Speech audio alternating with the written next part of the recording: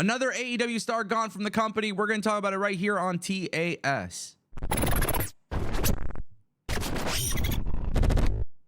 What's going on, everybody? It's your boy Ango, and welcome to the Ango Show. First, we are going to kick things off with some WWE news, and there's some big ones. Trust me, you're not going to want to miss it. Timestamps in the description down below. We're talking about John Cena. I thought this was kind of interesting. Okay, I mean, look, we got to be realistic. We gotta think long term. John Cena more than likely is back in WWE right now because of the Hollywood strike. He ain't doing any work in Hollywood, right? Now, after WWE SmackDown went off the air last night, John Cena had an interview with the WWE YouTube channel, and they were talking about his return.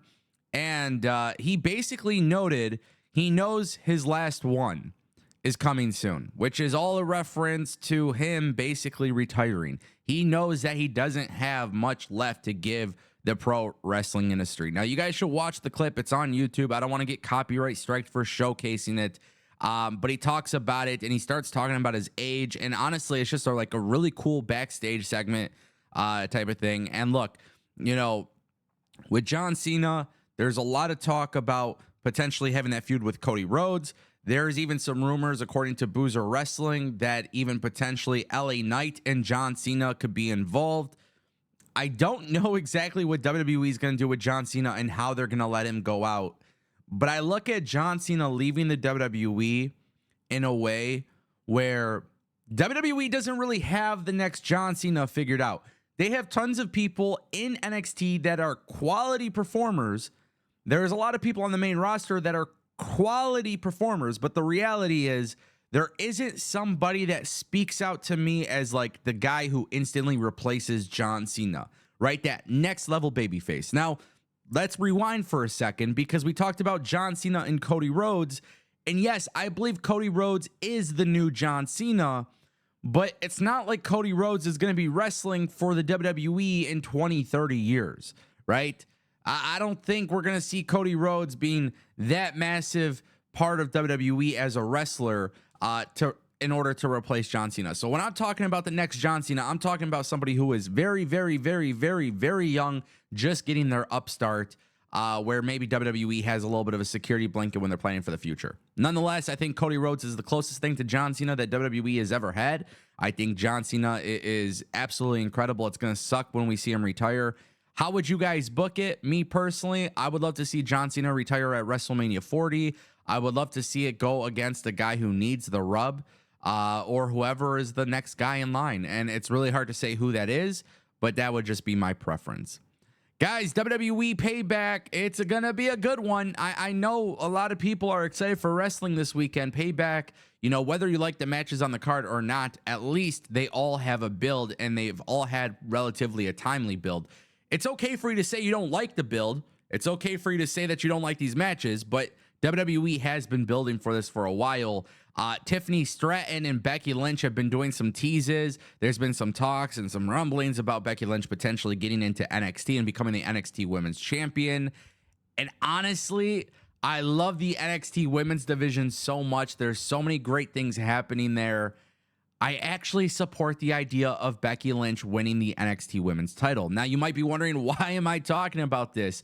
Well, that is because PW Insider has reported that NXT Women's Champion Tiffany Stratton is, in fact, in Pittsburgh for the pay-per-view. Now, it hasn't been confirmed any sort of plans. There's no spoilers on whether or not Tiffany Stratton will get involved in the cage match between Becky Lynch and Trish Stratus, but I would not be opposed to this whatsoever.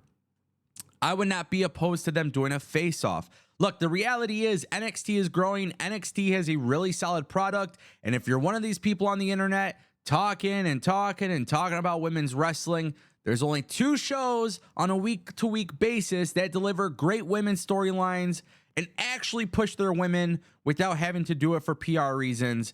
And that is Impact Wrestling and NXT. So you want more eyes on NXT? You bring the man Becky Lynch and you have her go off face-to-face with the champion. Whether Tiffany Stratton gets involved or not, I don't think it's important, but you should do the face-off. You should do some sort of interaction. Let people know that Becky Lynch is showing up on Tuesday for NXT. I think that's a strong business move. But also Tiffany Stratton, guys, she is not this highly experienced wrestler. She went to the Performance Center. She's gone to NXT.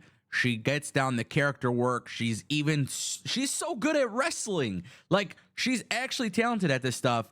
That's the good thing, right? Like, if you're looking at WWE and you're looking at NXT and you're looking at people that are going to be a big part of the future, there's several people I can name, but I'm looking at Tiffany Stratton as one that's potentially going to lead the charge. She's going to have a good run on the main roster when it eventually happens.